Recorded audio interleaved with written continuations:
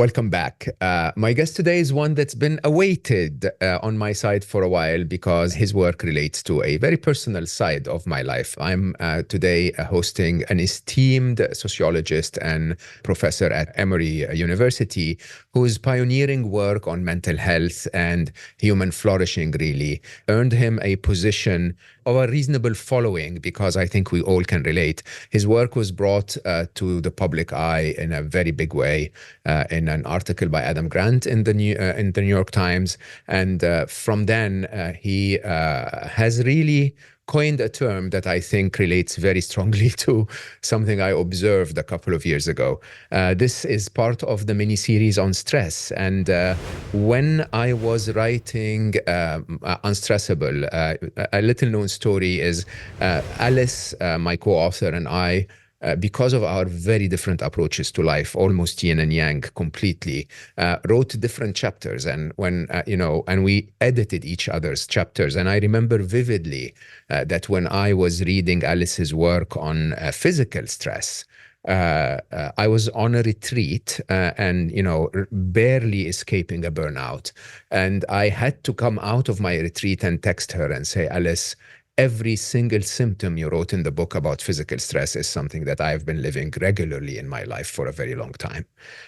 In a very simple way, I was languishing. And Corey's work on languishing, not being well and not being ill, is really something that a lot of us allow ourselves to live. As I said many times, as Unstressable is a mission. It's 1 million people out of stress every year. We'd appreciate your help to do that by pre-ordering the book. If you intend to order it at all, pre-order it because that would give it a good push in the first week and help us be on the charts. Without further ado, I'm very interested to know what's wrong with me and why I languish, joined by the author of the book itself, Languish, Corey Keyes. Corey, thank you so much for being here.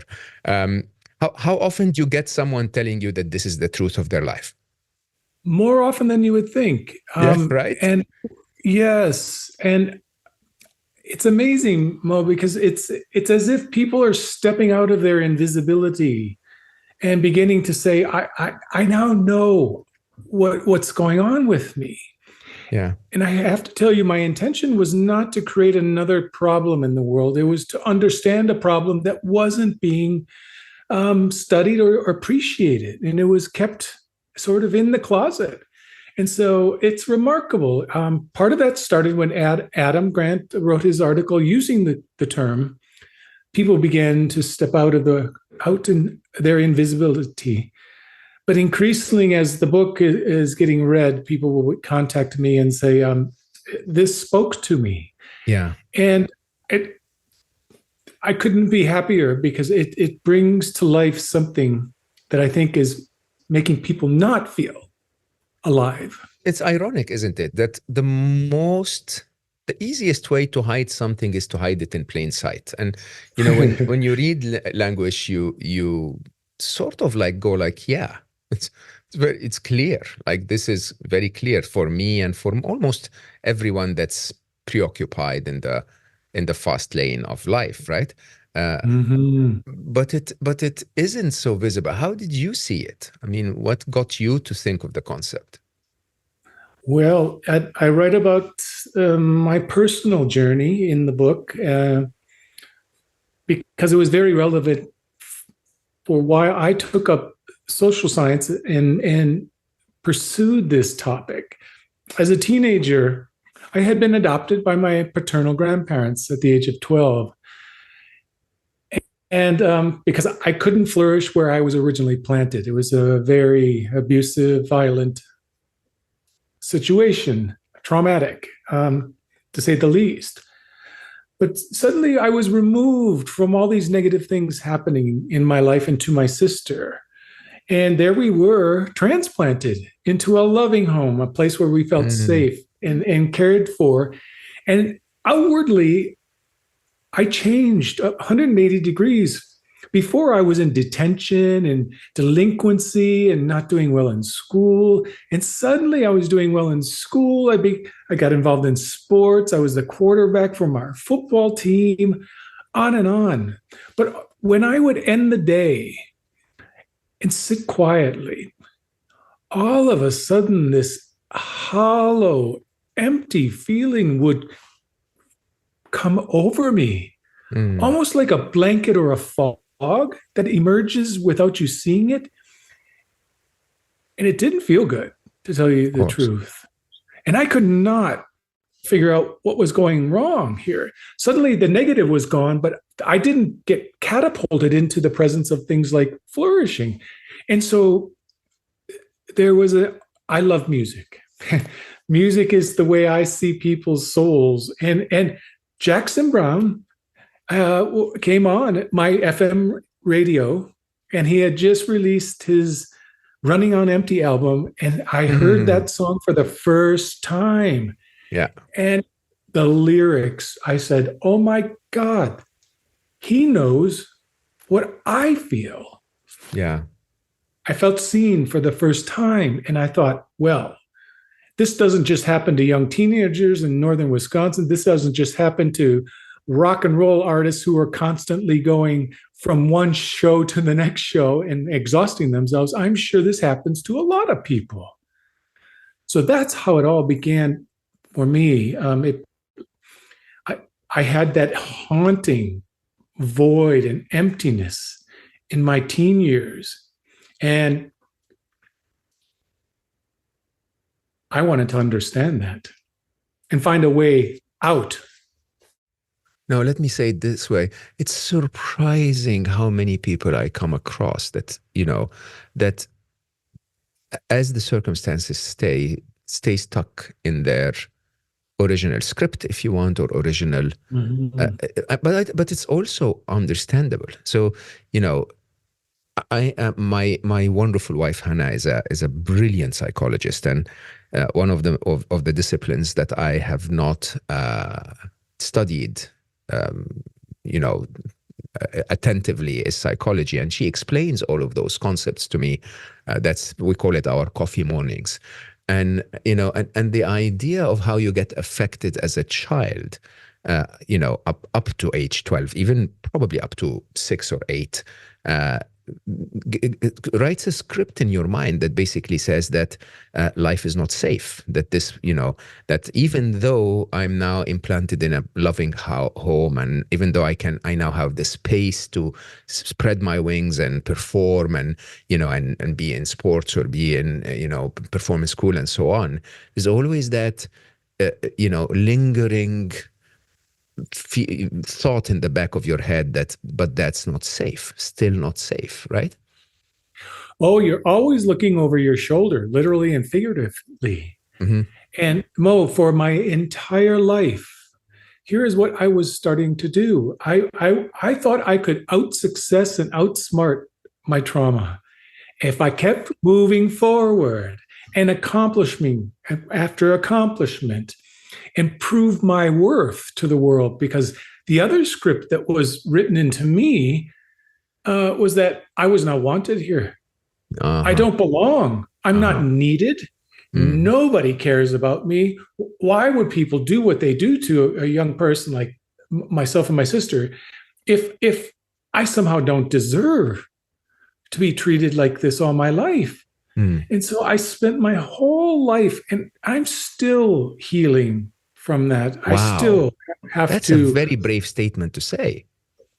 Oh, if anything comes from this book, I want people to know that we may be broken, but there is a path out, and you can heal. But it takes a lifetime, almost a lifetime, and a great deal of what I would call earth angels, people who enter into your life Mm. and are there at important moments. And I talk about them in my book. And that wall behind me is that wall of love that I talk about in my book. Those are my earth angels, both pets and people who Mm. just were there for me when I needed them most. And so those scripts, Mo, I don't think you ever get rid of them. What you do is the way I describe it. It still hurts. It's physically and mentally, but you don't see the bruises anymore, Yeah. right? But it's still sensitive, very Yeah. sensitive. That is such an interesting way of of describing it. Let's dig deep into. So languishing as a concept is the idea that we go through life. We're not healed. We're not ill. We're not doing amazing. We're not doing bad. Right? Describe it from your side. Describe the reasons behind it, and and the symptoms. How does one recognize that they are in in that stage? Yes.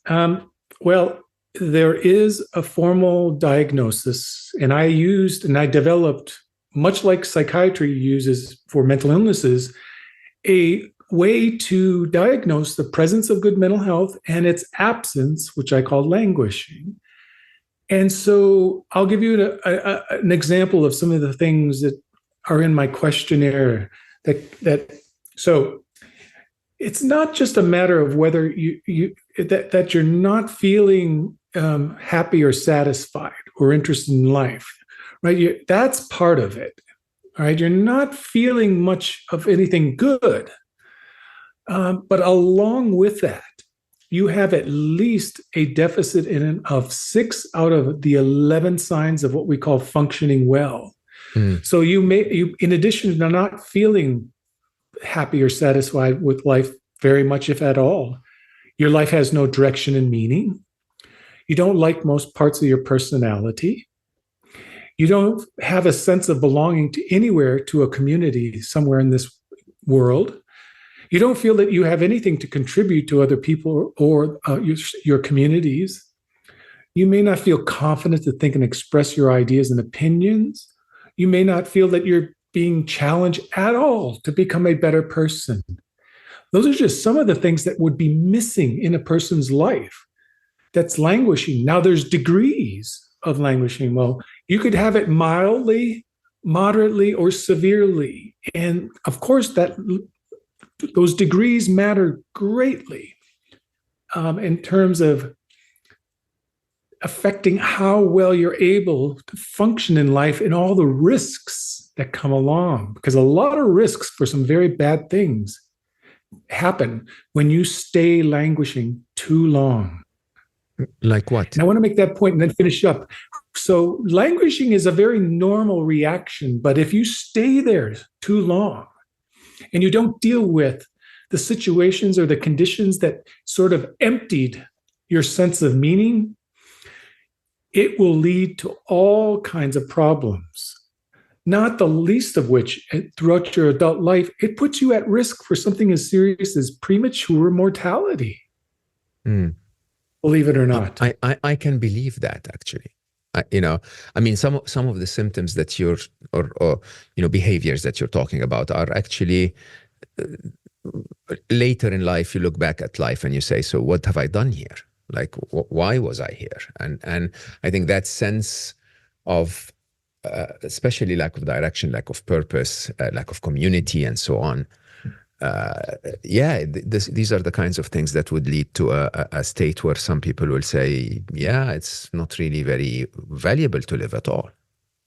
Not at all. And it does increase your risk of suicidal ideation as well as attempts, even if you're not depressed. But here's the interesting thing, Mo. A lot of people who, if you languish too long, it increases your risk for mental illnesses. This happened during the pandemic. Like, for instance, a study in Italy of frontline healthcare workers showed that if they were languishing during the pandemic, their risk of PTSD increased quite high. But if they were flourishing, mentally healthy, they were protected. The same thing happened among people who had depression and anxiety.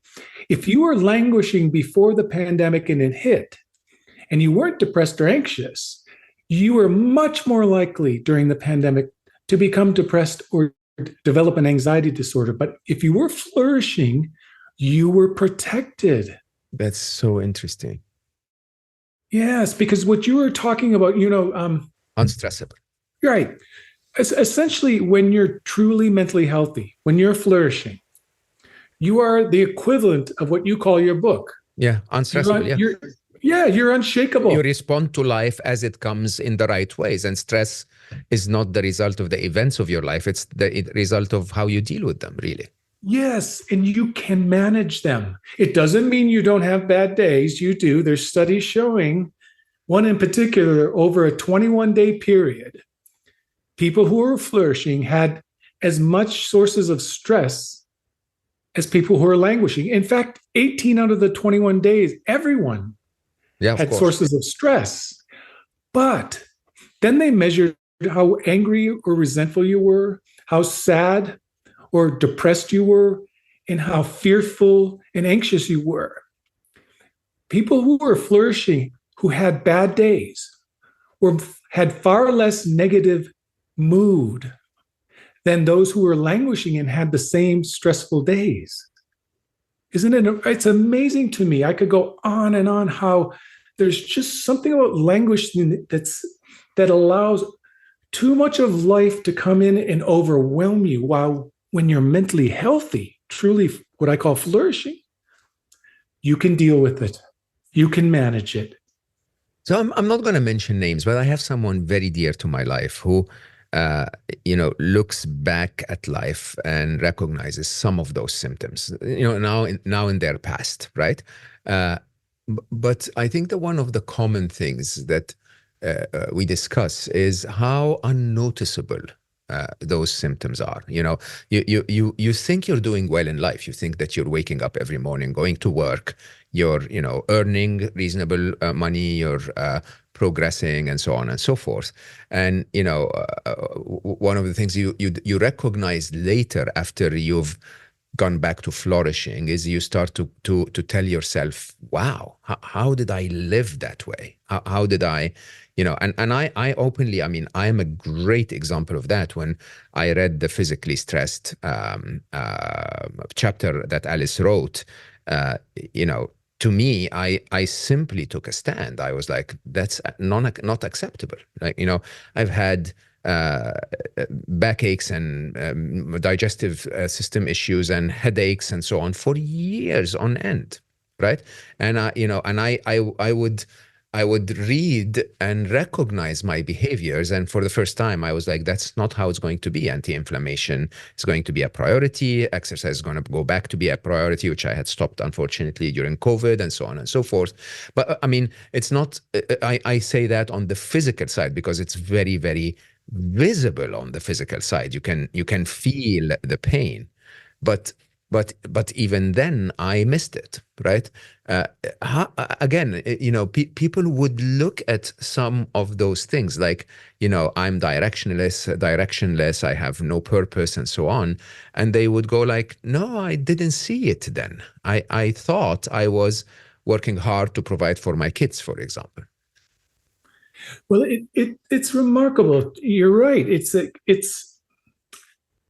almost the best way I can explain it is if you're standing out there, out in nature, and everything was sunny and great, and before you know it, you look around and you're surrounded by fog, and you didn't see it there because it happens so slowly. It creeps into your life, and without even knowing it, you look around suddenly, and you're saying, "This is my life. Hmm. This was the life I was living." And here's the way I wish I had thought about this when I was writing the book, but the way I describe it is this: most of us end up languishing when we can't live to be the person we always wanted to be. And that Hmm. person that we wanted to be gets replaced by a person that we never imagined we could become. Right. And sometimes you think you want all the outward signs of success. There's examples in the book of people who talk about that. Well, I have everything you could imagine that should make me feel happy and flourishing, but I'm still struggling with an unsettling feeling, a void. They talk about a void in their soul, and they say, I feel like I'm dead inside. And everyone's looking at them thinking, oh, you're just an imposter. You're pretending. You've got all the accoutrements of success. But what they're really saying is those things don't bring my life meaning, purpose, belonging, contribution, and growth. I thought they would.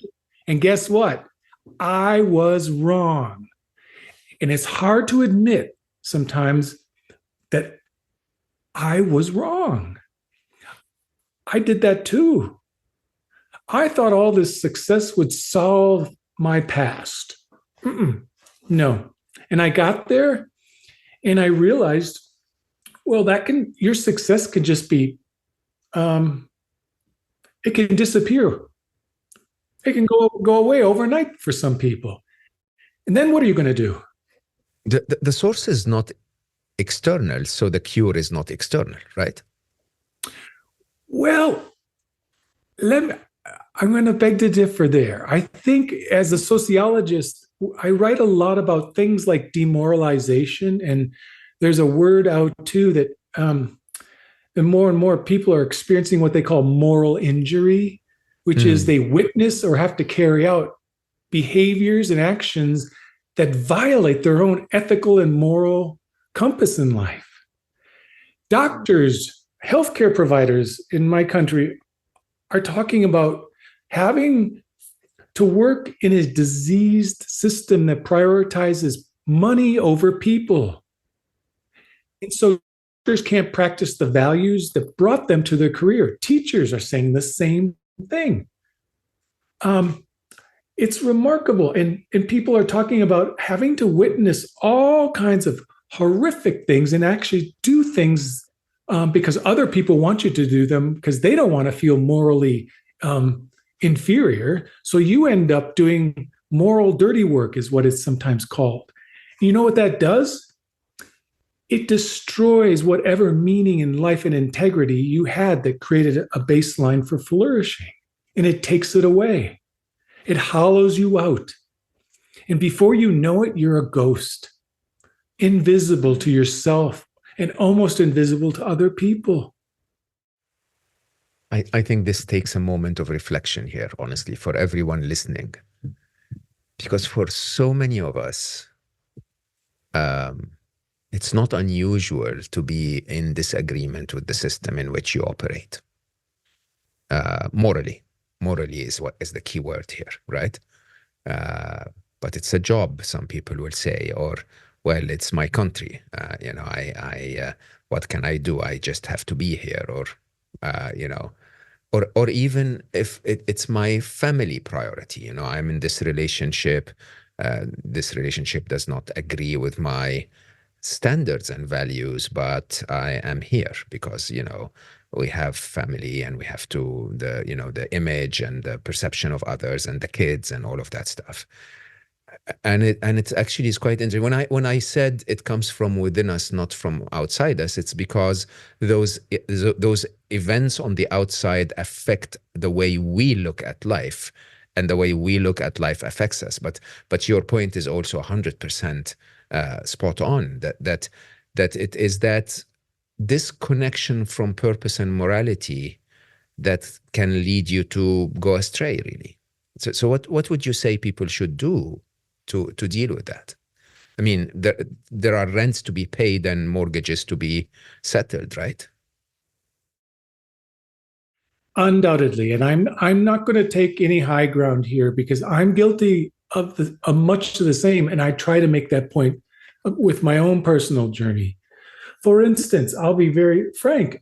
You want to know what a lot of addiction does to people? The very thing we're talking about.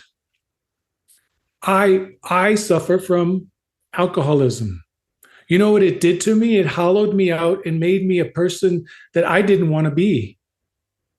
And in my recovery is all about regaining that integrity, regaining that sense that I too can live according to values and principles. I too belong. I still have something of worth and value to give. There's so many ways in which we try to compromise, and I tried to compromise myself. And the worse I felt, the more I medicated it, self-medicated. And that is not a life worth living, because what you're doing is simply masking symptoms of a much bigger problem. And we blame it on people. We blame it on the individual. The problem is you, right? If you have these problems like alcoholism or addictions, or you're doing morally questionable things. But when you look at the system and what it thinks it expects of you in exchange for money and a decent living, I'm a lot less likely to blame people and a lot more likely to say, we will do whatever we need to survive. All of us. People in the Middle East are trying on both sides to survive now. But that's meant to be time limited, not your life. You shouldn't spend your whole life just trying to survive. That's not a life. How do you move beyond that, Corey? I mean, in your book, you make it very accessible, very powerful tips and tools, but very accessible. So let's discuss a few of them. As I said, it's difficult to find someone who is not languishing in a way, right? In a way, yeah. We're all guilty of flowing with, not in a spiritual flow way, but sort of like, yeah, you let a few things go, sort of, right? What would be your top tips? If someone feels that they're not on purpose, they're not aligned, they are not they're not flourishing, as you use the term, what would be your top tips? Well, given what we were just talking about, one of the 5 vitamins for flourishing that I talk about, those are all activities that I think almost anyone can do some of them. The first one, where we need to plant a flag and say, no more, there's only so much you can ask for of me, world, is the spiritual/religious vitamin. It's very important that to helping people who are depressed or languishing begin to move out of it. And it's also one of the ways in which people who are flourishing stay there. They engage more regularly in doing something spiritual and something religious. And I know we could have a whole different discussion about the depravity of institutionalized religion. But let's just stay focused on what both of those things have in common.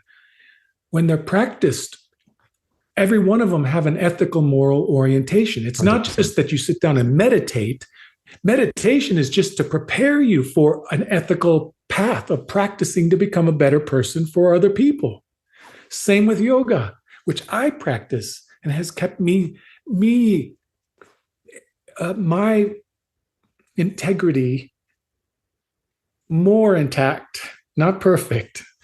But you can't just do yoga poses and expect to benefit spiritually. You have to study the philosophies, because every religious spiritual orientation isn't about just quieting your mind.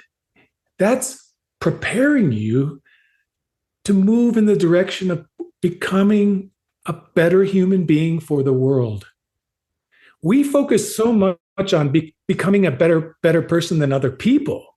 That's the external path I talk about, and there's nothing wrong with that. But the spiritual, moral, religious path is the most obvious vitamin that you can practice that says, I can and need to become a better person for other people. And when you do that, you are taking a stand against the world that doesn't really care. They just want one thing out of you: your work, your skills. Yeah. Some people call it extractive capitalism. You can call it whatever you want. It's a trade-off. But I will say to everyone listening, and I'll end here, the ultimate choice, as Viktor Frankl told us, was to choose my attitude. And whether I'm going to say no, you do not get to take that from me. You do not get my soul. You do not get my integrity. You don't get to take away my values and my morality. And that's where you can begin taking a stand, morally and ethically practicing that vitamin. So that vitamin is controversial. So when I wrote about spirituality in every single one of my books, right?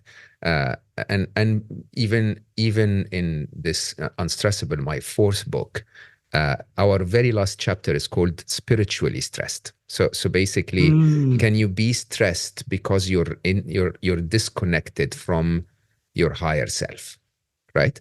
Either disconnected by not following your purpose and morality, or disconnected by refusing to follow your intuition or to listen to your intuition, which is the way your higher self will communicate to you. And Alice, my co-author, wrote most of the chapter. Almost, no, actually, Alice wrote all of the chapter.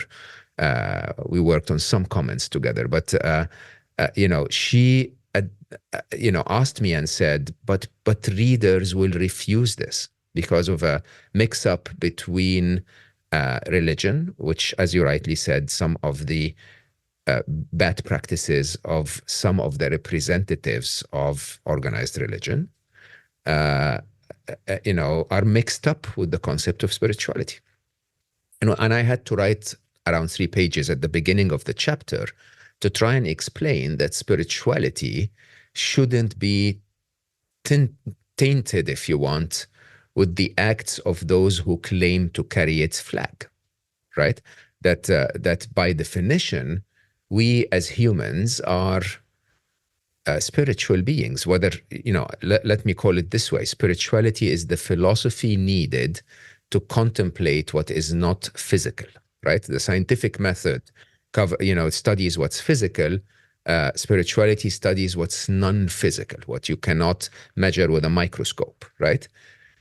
And if any one of us has a tiny bit of humility, we would have to accept that we're not just made of a physical body. We're made of a physical body combined with a non-physical entity. Call it your consciousness if you don't want to be religious. Call it your soul if you want to be religious. And that non-physical entity is as big and important a part of you, if not more important, than your physical form. Your physical form is probably nothing more than the antenna that receives the consciousness of that entity, right? I like that. Yeah. And yet you get such pushback where people will say, no, religion is the reason of all wars. Religion is the reason why people are, fighting. Religion is this, religion is that. The priests do this, the, monks do that. And I'm like, that's not what we're talking about. Right? You really have to align to just like you go to the gym to take care of your physical form, you have to go to the spirituality gym to take care of your non-physical form. Yeah. Undoubtedly, I sometimes wonder, and I'm only speculating here, but if there's 2 things going on recently, because this is happening in the US, there's more and more people, they call them nuns, not after the women who practice religion, but None. Yeah. I practice no more religion. Yeah. And it's increasing. Yeah. And I get this sense sometimes that we're leaving something because we expect every human being to be perfect, and yet we aren't perfect. Yes. Nobody, because they're a religious authority, said that they're God. They're not. They're just an imperfect human being like you and me. Now, yes, sometimes maybe power gets all colluded and, okay, but so does it in our lives. And then I think we move away from things that other people can't do perfectly because we risk ourselves doing the same thing. So we want to act like I don't need it, right? Yeah. It's like, I don't need religion. I don't need spirituality because I don't want to take a chance at being imperfect at it either. Because then I'm one of the problem. That's such an interesting point. It's because here's the problem. We're all seekers, but when you stop seeking, it's like, why are you alive?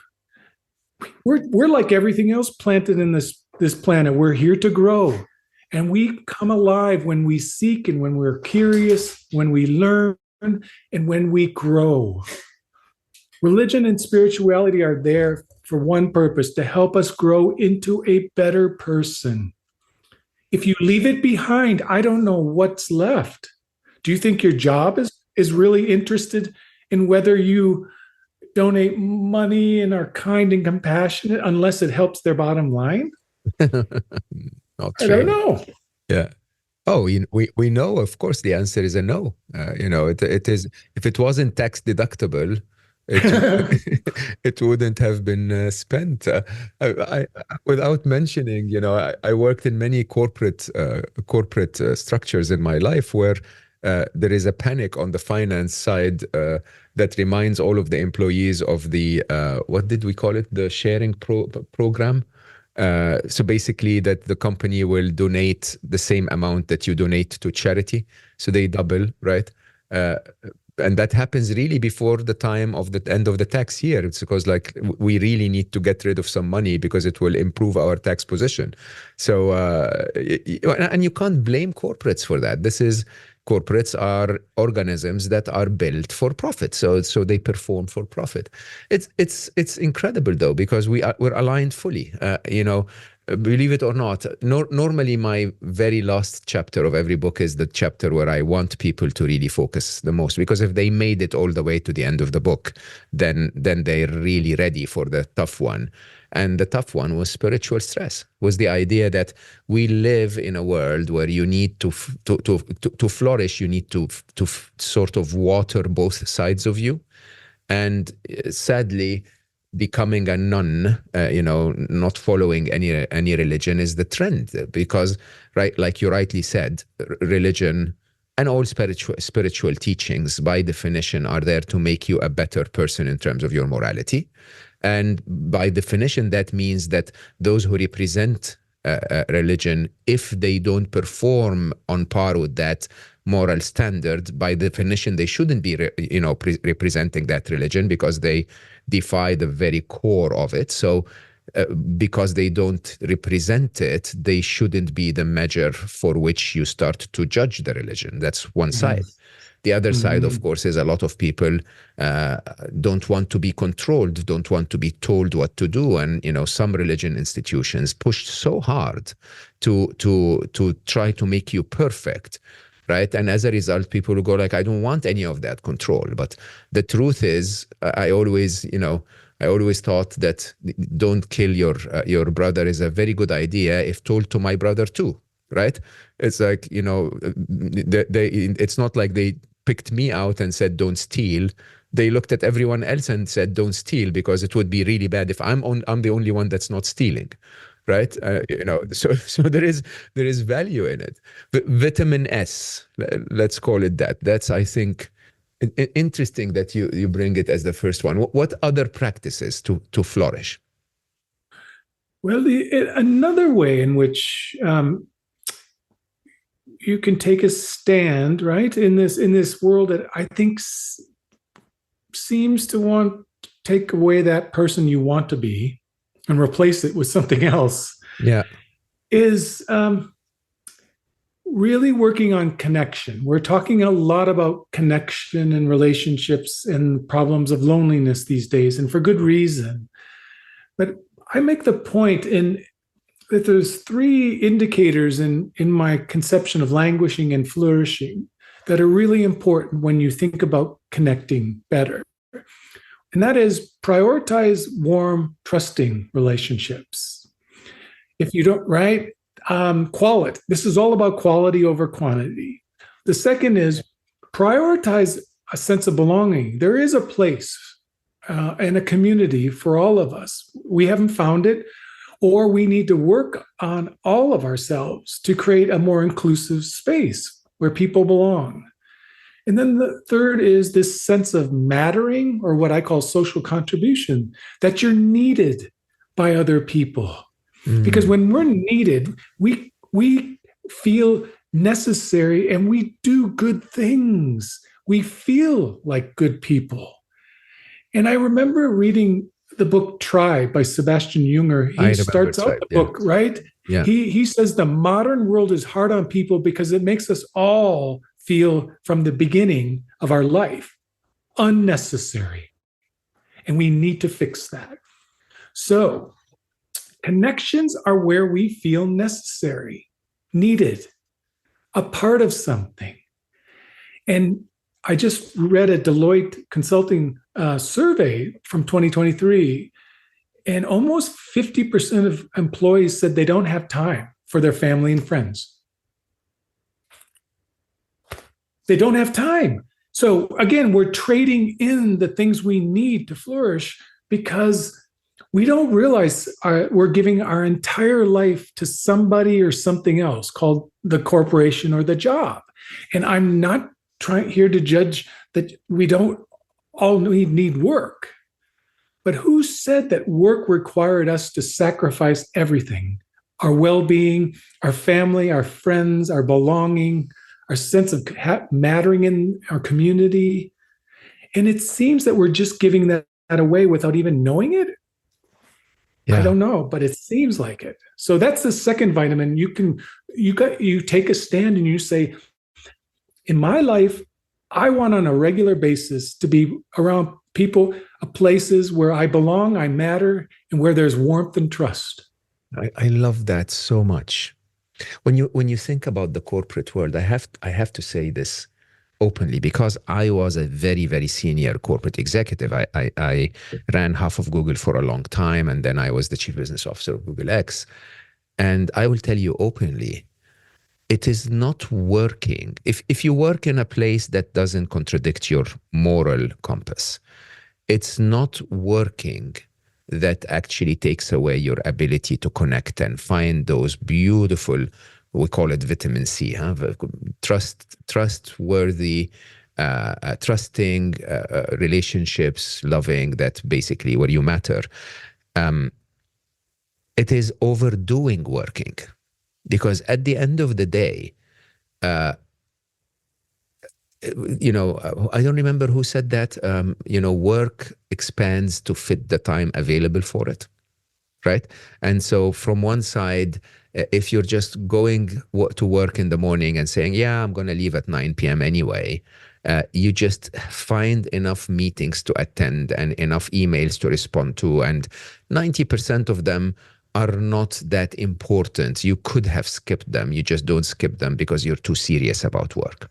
Right? I think most people sadly define their life by their work, define their worth, the feeling that they matter by their work.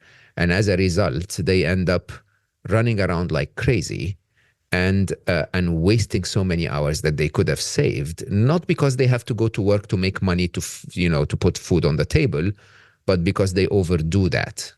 And if they had chosen to prioritize relationships and connections on top of that, I remember vividly, I used to, when my daughter lived in Montreal and I was working between Dubai and California, the tech culture doesn't understand weekends and doesn't understand evenings and so on and so forth.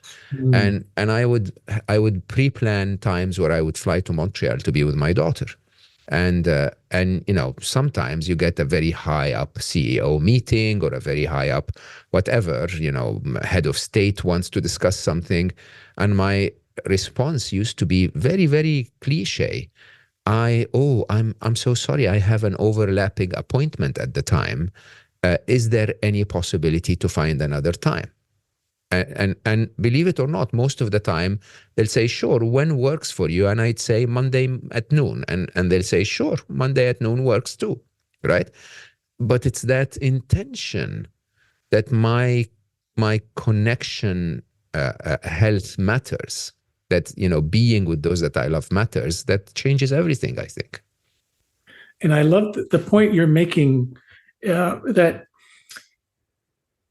in some workplaces and at some levels, the thought of rearranging an appointment or rescheduling anything because you want to be with family and saying it openly would probably not be as Accepted. acceptable, Yeah. simple. But what you said was, I have an overlapping Yeah. appointment. I didn't say it was Yeah, with my yeah. You daughter. wouldn't Yeah. say family Yeah. because it's a remarkable thing. For some reason, some cultures are better at this than others. I remember in Norway being there and sitting down about 5 o'clock.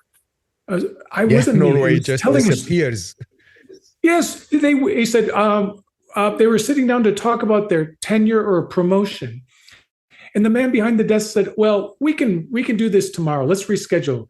And when he said, "Well, why?" Well, I It's have five dinner o'clock. and I have to go home and be with my family. That's more important. Yeah. And I think this was an American talking to him, and he thought, "Oh, how rude! Why don't you just?" I'm like, "Oh my God, How remarkable. how remarkable!" Yeah. And and I'm thinking to myself, you just reminded me as well of a study that I talk about in the book about three medical specialties that are very demanding. So they have a lot of challenge and a lot of demands, one of which is obstetrics and gynecology. And what the study found was it wasn't the level of demands or stress and adversity that you experienced that determined whether you languished or flourished. It was whether you worked in a supportive or unsupportive work 100%. environment. Yeah. So Yeah. if you're working in a very demanding place, you can deal with it. If you have connections with your employees that are calm and pleasant and you get along, where your coworkers understand we all have bad days, where you have coworkers and bosses that say, "I'll be there when you have a bad day, and I know you'll be there for me as well." And then they have collegiality, trust, warmth, and all these other good things. Mm. It's not that people can't do hard. It's just that they can't do hard when there's no care or concern or warmth or relationships. Yeah. So there are two sides to this, right? Because there is connection at work as well. We when we wrote Unstressable the first time, we had 3 chapters we had to remove because the book was very, very long. But one of them was about stress at work, and at work, I've had 27 years in corporate America, so I'm like, unfortunately, soaking with the corporate politics and the corporate, demands and the whole, rat race. And I have to say, as I sat down to write, the one thing that made my departments a lot happier than other departments was that we treated each other as humans, not as colleagues, which is so different, right? So the primary basis for which you're dealing with someone who is in the legal department is, he or she is a human who has children, who has interests, who, may be having a bad day, and so on and so forth. And you try to establish that human connection before the work connection. And that made a massive, massive, massive difference. But at the same time, I'll have to go back and say, I hosted here on my podcast, one of my dearest friends, Elizabeth Day, wrote a book called Friendaholic. And she was talking about the concept of the Dunbar numbers, right? That we own, a typical human can only connect to, I think, 150 people, and that you can only have a very close network of 5. And it's quite interesting that even though for most of us, if I told you who are your 5, you'll very quickly remember the top 3 and maybe think a little bit to get to the 4th and 5th. But then when you measure the time you give to those 5 as opposed to the time you give to the rest of the 150, you realize you're doing a very bad job at it, right? And I think that really, you want human connections at work, but you have to prioritize the connections to those who are closest to you. Yeah. It's interesting because I think at work, the more we understand that we have lives beyond work, yeah, we treat each other more human. And yes. I just watched a movie called Ghost Town with Ricky Gervais as a dentist. Mm-hmm. And his colleague and his character is this person who wants nothing to do with people when he's done with work, or he doesn't even want to associate with his coworkers. and his coworker just had a baby, and they're having a party in the office, and he invites Ricky, the character, to come, but Ricky doesn't. He sneaks out the office because when he's done with work, he wants to get the heck out of there. And the whole point of the movie is that he dies for about 7 minutes, and he can see all the ghosts in New York. He comes back to life, but all these ghosts are there trying to repair and finish up unfinished business with important people. And he ends up learning that relationships and treating each other human is the essence of everything. But it takes work, it takes time, right? That's why we can only have about 5 really close, meaningful relationships. It takes time, it takes work. And he didn't want to do any of that. But that other character was so open and wanted to be human at his workplace.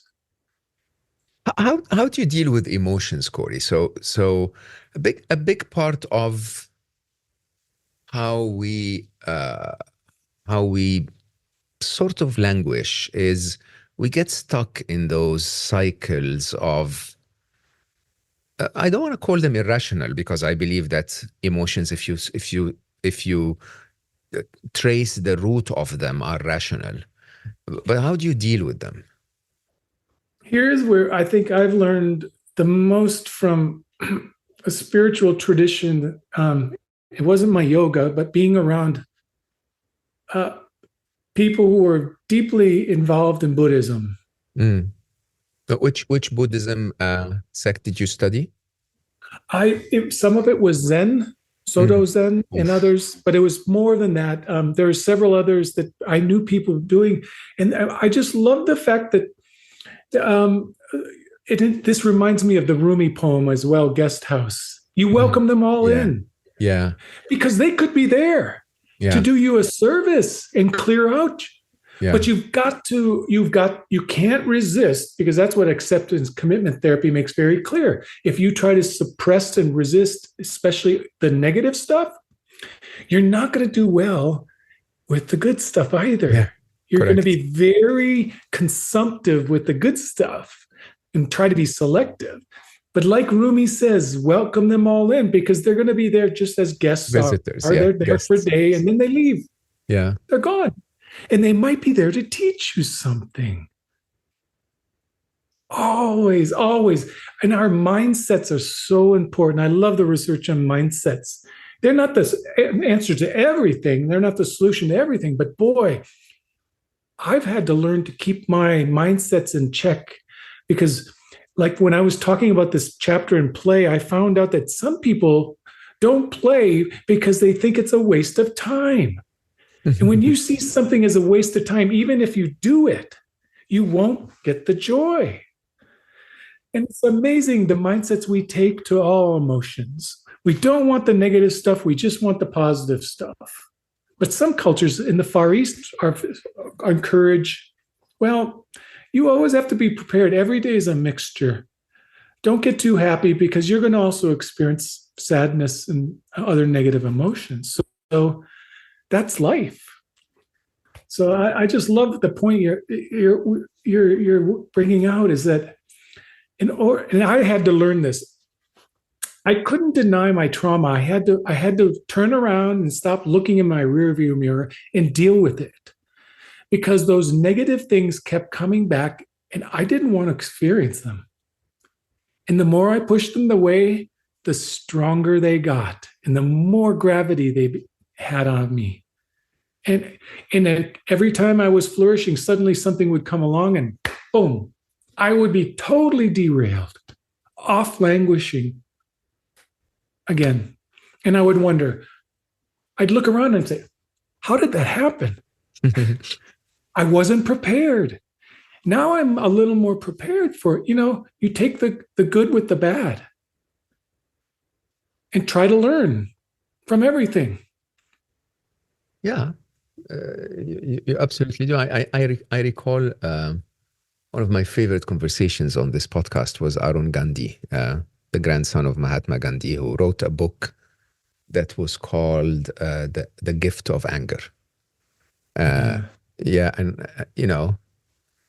now it's so clear to me. But when I had him on the podcast, I wasn't very well prepared. I hadn't read the book. And so my first question to him was like, how can anger be a gift? Like, what are you talking about? And he said, well, anger is an energy, right? You can use it to stand up and hit someone in the face, or you can use it to stand up and make a speech that changes the world. It's your choice, you know. There is no polarity to the emotion. And I think when you're describing the good ones and the bad ones, there's really no polarity to the emotion. It makes you feel bad, or it makes you feel good, but in its pure form, it's just energy that is driving you to either learn something or change something or heal something, right? And Yeah, and exactly. and it's quite interesting how we wrote extensively about emotional stress in Unstressable, and the idea that emotions don't speak as clearly as words. They're subtle. They're blended. You have to really pay attention. And sadly, in the real world, the modern world, we say no, ignore them altogether. Right? They make you weaker. They make you irrational. They make you unpredictable. But that's not true at all. Emotions No. are additional energies that make you much stronger. Okay, if you understand the root of them, they make you even more rational, more driven, more focused, because you know what is happening. It's just the reaction to them that can be negative or positive. You can let them hurt you or energize you. You can use them to hurt or to build, right? Yes. You can be reactive, or you can choose to respond as well. Yeah, And that's and you've also reminded me of the neuroscientist Antonio Damasio, yeah, who wrote about gut feelings, yes, and that the ability to have these subtle emotions are a way of, it's not just, feeling isn't just separate from thinking, it's primordial thinking. It When you engage in feeling, you're giving your rationality a chance to succeed, because you're reducing the amount of things from which you have to choose, so that your rational mind isn't overwhelmed. Rationality without feeling is impossible. He makes the point, because when you lose the ability to have these gut feelings, you absolutely. make bad decisions, All because the time. you're overwhelmed. Yeah, Rationality can't deal with it. yeah. So emotions do what you're talking about. They steer you away from obvious bad choices and get that off the table, and then give you a subset of all possible choices that are the most likely for success.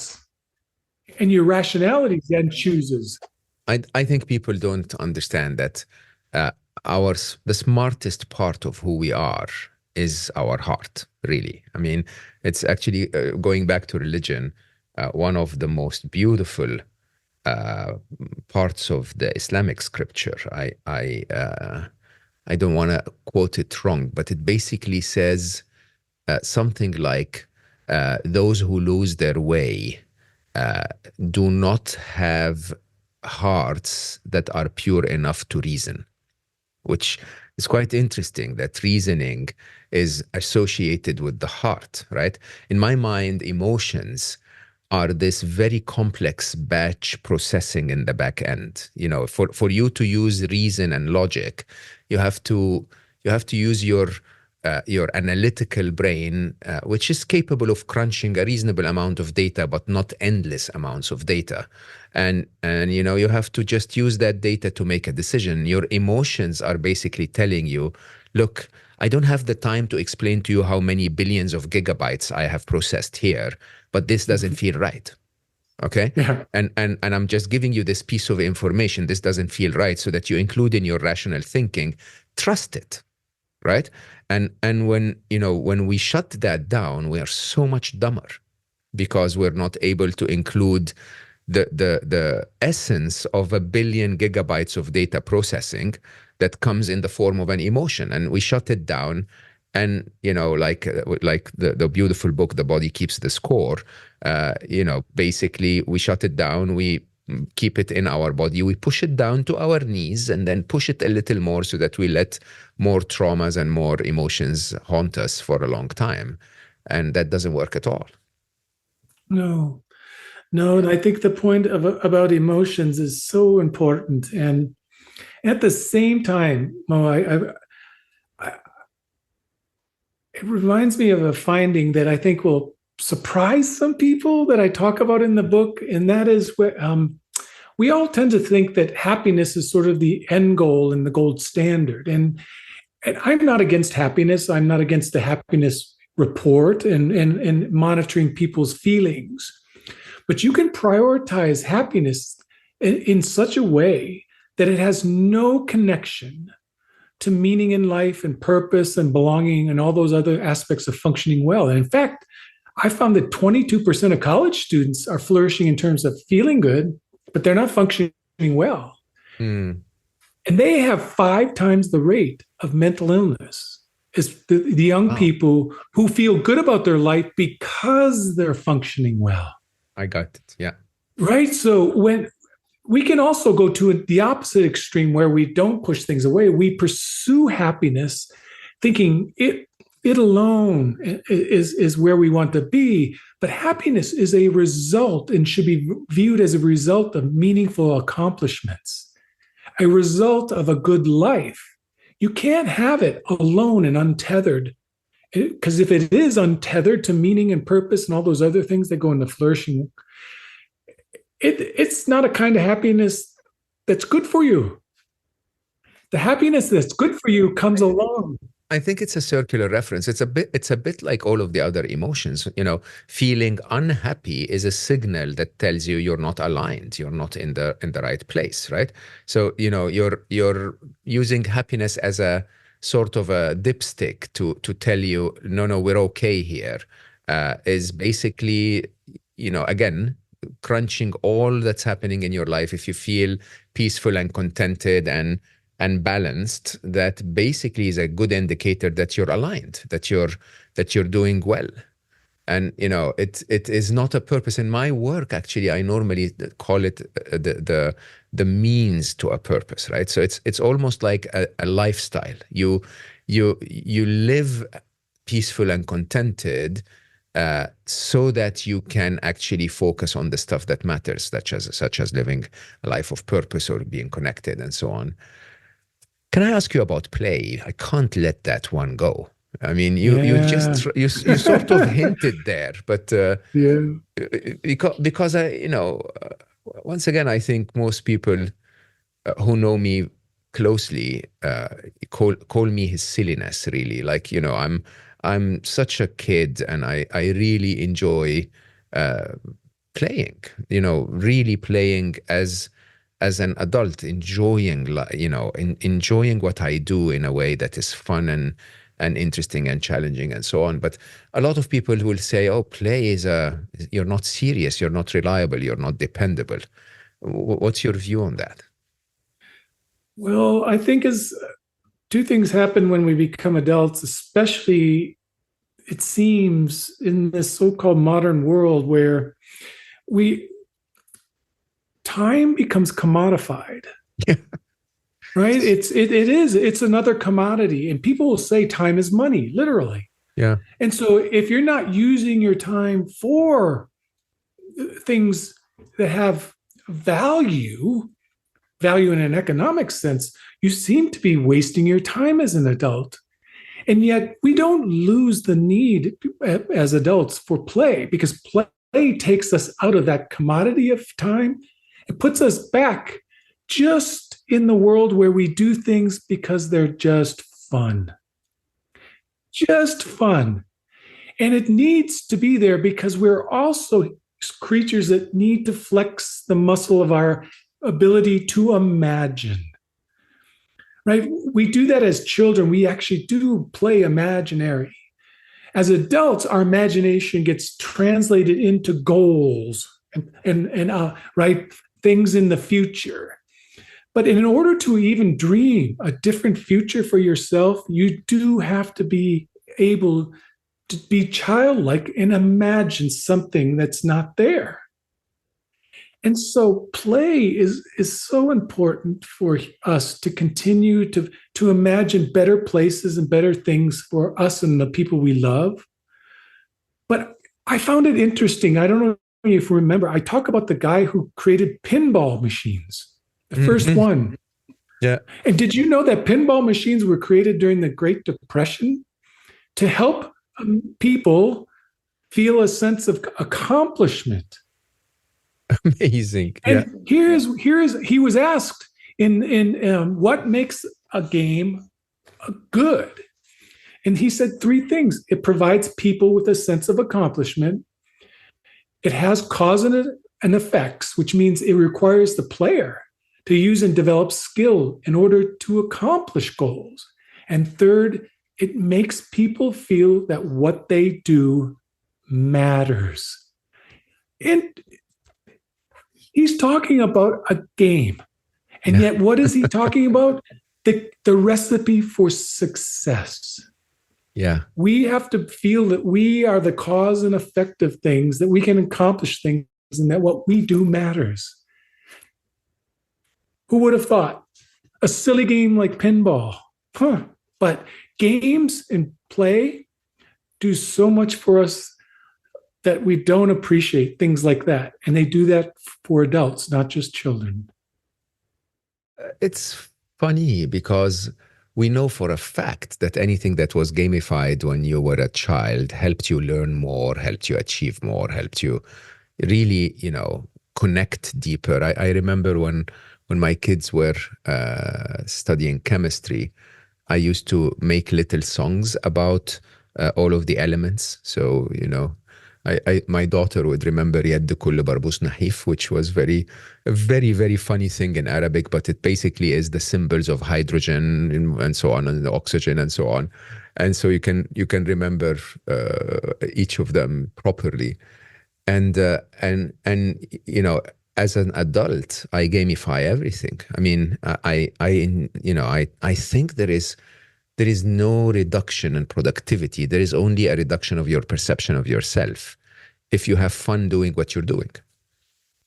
I don't understand why people would not have fun doing something difficult. Yeah, it's interesting because the point you're making here reminds me that somehow we do better when we forget about ourselves. Yeah. Play kind of says, okay, I'm not going to be always monitoring myself because I'm going to be silly. I'm going to laugh. I'm going to do these things. So you put that self in the background, and suddenly you're engaged in the world in a way that's probably a lot more enjoyable, even more creative and productive. But you got to put yourself and get yourself out of the way. The ego out of the way. I agree 100%. So what do we talk? Play has a lot in common with spirituality. Get the ego out of the way. Yeah. So how do you play? I mean, as such an accomplished, successful adult who's supposed to be the professor teaching all the students, how do you play?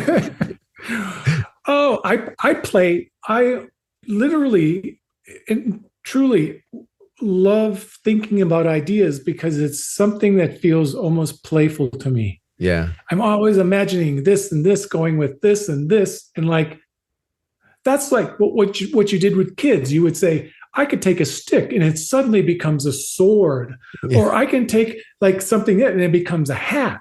Mm-hmm. You can do that throughout your life when you're writing and thinking about ideas. But I also, we have a friend who's 81 years old, and we every other Sunday, we get together at each person's place. We have dinner, and then we play dominoes and listen to the music that we listened to when we were growing up. Yeah. So we have all this music going, and I'm sitting there doing this, and we're playing dominoes. We've had dinner, and we've connected, but we're also connecting, but being playful as well 100%. as playing a game. Yeah. And here she is, 21 years, my senior. It doesn't matter. Yeah. When you're playing, all of a sudden, differences, don't matter. Yeah. She becomes childlike, and I become childlike, and my wife becomes childlike. We're teasing each other, we're making jokes, we're listening to music, and Beautiful. what a joy. Yeah, this is what life is, honestly. I mean, I always try to distinguish between, or make the point that to truly play, you have to disconnect from the result. There is that concept of finite and infinite games, right? So if you want to play a finite game where there is a winner and a loser, and there is a challenge and a competition and all of that, you're eventually going to end up being too serious and too competitive and angry. And right, the trick is to, when you were saying ideas, to play with ideas and imagination, that becomes playful because it's disconnected from the outcome. Right? You're not really looking for, okay, I'm going to think about ideas for the next 7 minutes to write a chapter. That's not what you're trying to do. You're just really enjoying the process of pondering, wondering, going through, like, walking on a little river or lake when you were younger without an aim. You're just going down your mind stream without an aim. I think that's something that a lot of people would benefit from.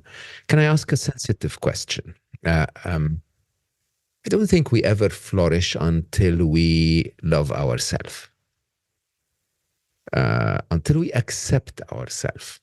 Now, and I of course, feel free not to answer if you don't feel like it, but someone who grew out of a childhood like yours would constantly feel that, again, Hannah, my wife, teaches me this, that the child blames themselves for the issues in the family. And so they sort of think about themselves as the reason that things go wrong. So they are bad, they are not doing right. They never, they don't look at themselves and say, oh, I'm a very good person. They think of themselves as not a good enough person. Never good enough. Right. Do you believe that, first of all, do you believe that flourishing does require that we accept ourselves? We accept others around us as well, but we accept ourselves first and foremost. And what's your path to getting there? Yeah. And to be totally transparent, I struggled with that for a long, long time. Well, yeah, a lot And of people here do. is where being a scholar has actually helped me, because I write about the research on self-compassion in the book. And it's remarkable to me how we have this mistaken belief about self-compassion as going too easy on yourself. Mm. And I always had this view that if you're going to do hard work and accomplish anything, you have to be hard on yourself when it doesn't work out, or you won't get there. And it's just the opposite, according to the self-compassion research. You have to be very kind and accepting of failure and imperfection if you're going to stay motivated to grow, is what they find. It's just the opposite. And so I have had to work on that. And it's a work in progress. It's a work in progress. The good news, Mo, if you're thinking about flourishing, I always want to remind people, to flourish, you only have to have 7 out of the 14 signs almost every day. And only one of them has to come from the emotional well-being. The 6 or more have to come from the functioning well. And you could flourish without being very accepting of yourself, is my point. But I think it's going to be a kind of flourishing that you may have purpose and mastery and growth, but it may be a kind of flourishing that's a little more, you're harder on yourself. When you develop self-compassion, you have more acceptance of other people and their imperfections. And I think it's an easier form, a kinder form, a gentler form of flourishing. Yeah. Now, I'm speculating, but my point is, you could have high levels of several of the criteria, and it doesn't have to include self-acceptance to flourish. But at least to me, feels better when I'm kinder to myself, because I'm just as human as you.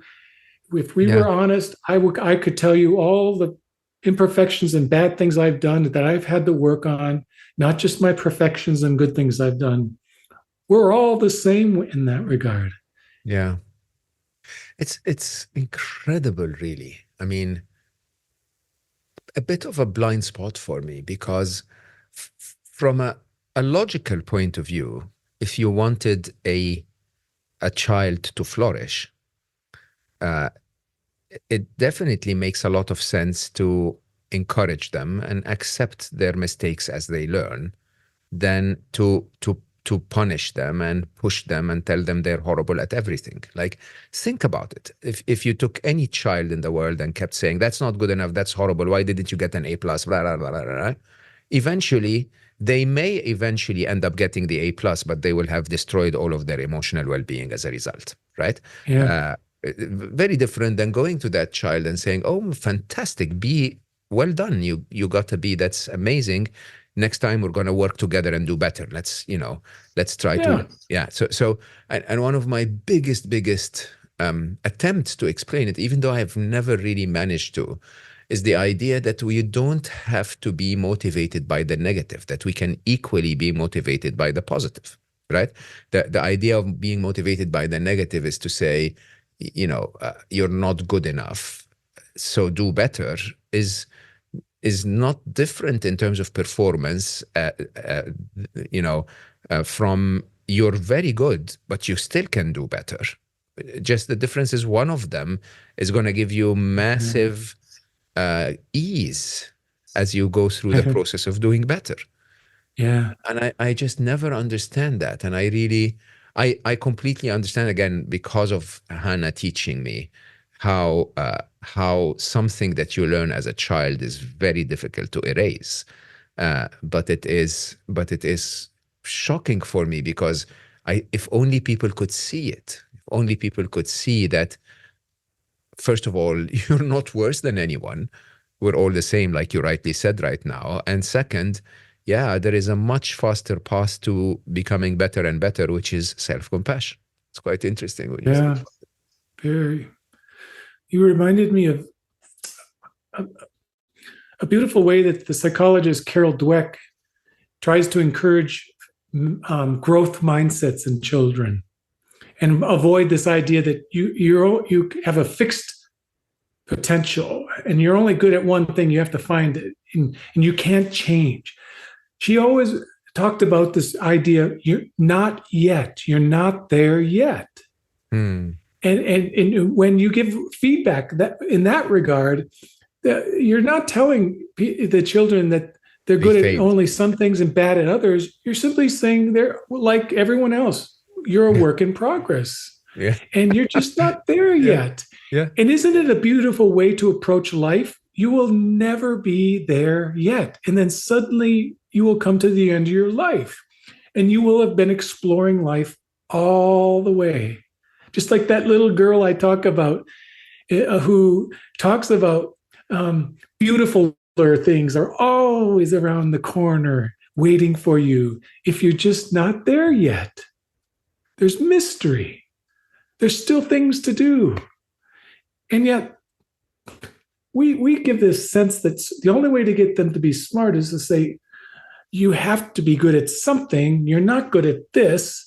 And then once you've arrived, you're there. And that's it. That's all to life. Exactly. Yeah.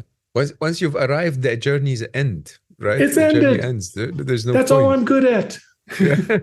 That's all I'm good at. I'm like, Yeah. no, That's such a we're lovely way not to there look at it. yet. Yeah, not there And yet. I love that expression as a way of just approaching life. I'm not there yet. I have so much work to do.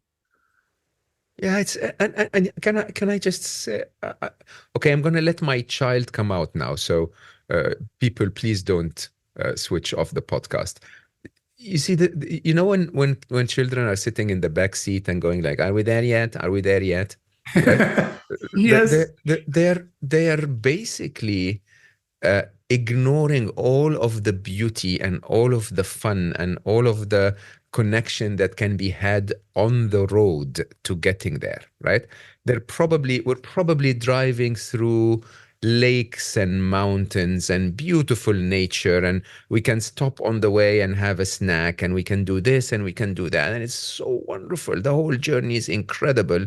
And as incredible as getting there, the only difference is that every mile of that journey you get to spend like a minute or two in it, and then when you get there you're going to spend 3 4 days wherever you're going, and yet you ignore all of those beautiful miles that will never happen again, just with impatience to getting somewhere, right? And if that somewhere is like, I want to be the best at everything, how stupid is that? Where's the fun of learning? Where is the fun of exploring? Where is the fun of enjoying? Where's the fun of laughing at yourself with your mistakes? Where are the war stories that you can tell around about how stupid you were doing this or that? I find it quite shocking how we push ourselves just to get to a destination that is not really the big part of the journey. The big part of the journey is No. every mile on the way. Yeah. And that's right. You remind me of one of the other vitamins, learning simply for the sake of something you want to learn and grow at, not because you needed to do it work. And that it's the process that makes learning so exciting, because we want to see ourselves grow. And the destination there, for many things, there really is no destination. There isn't. There isn't really, unless somebody else has some use of some stage in your life. And that's what we do with work. But really, there is no end. And that's the beauty of life, because even after we're done here, what we've learned in our spirit, if we've done a good job, it lives on in other people. So we're never done. That's so beautiful. That's the best way to look at it. It really is. I was just thinking that, I waited for this conversation. Are we there yet? Are we there yet? When is it going to happen? Like you said before we started recording, we kept missing each other and so on. But then imagine if you get to that conversation and you're like, yeah, I want to record the podcast so that I have an episode for people to listen to, rather than just sit here and enjoy this fully. Enjoy it.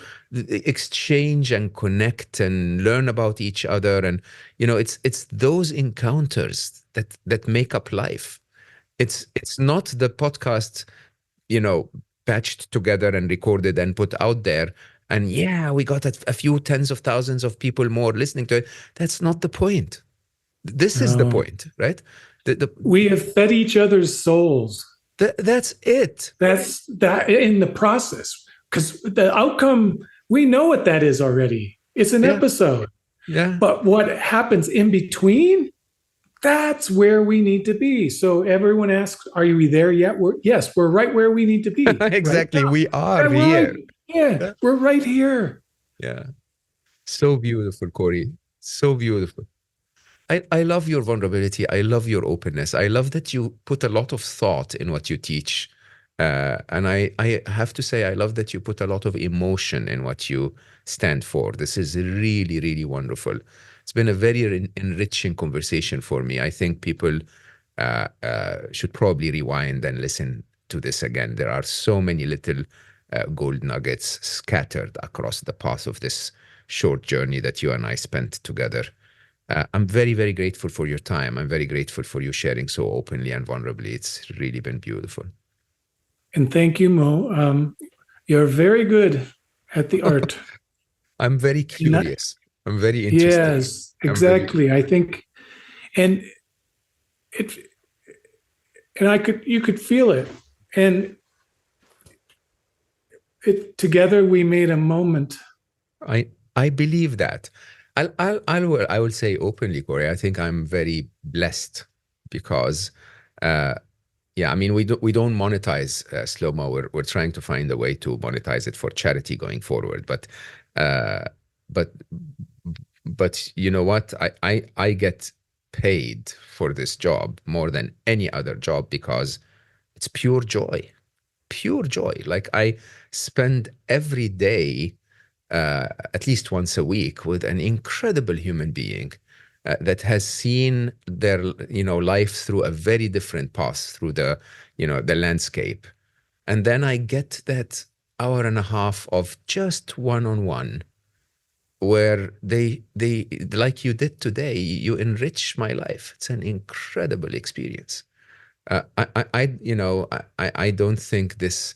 If capitalism understood when you were talking about purpose, if capitalism understood that if this is your life and you just have enough to eat and enough, a roof on top of your head, this is wonderful. This is in itself what the purpose of life really is all about, a deep connection with growth and learning and development. It's wonderful. Yeah, I I can't agree more. You're the best. Thank you so much for your time. And for all of you listening, I am really, really grateful that you give me the opportunity to meet so many incredible human beings that I hope to always call friends and meet again and again and again. I am very grateful that you are supporting all that I'm trying to do to spread happiness and well-being. If you can, please do look at Unstressable. If you plan to order it at any point in time, please pre-order it. It will make a big difference to our positioning so that our mission of making 1 million people unstressable every year becomes a reality. There's nothing that matters more than the journey, and the journey should be enjoyed by taking the time to observe all of the blessings and the beauty that you come across on the path. So take a tiny bit of time to slow down. I love you all for listening, and I will see you next time.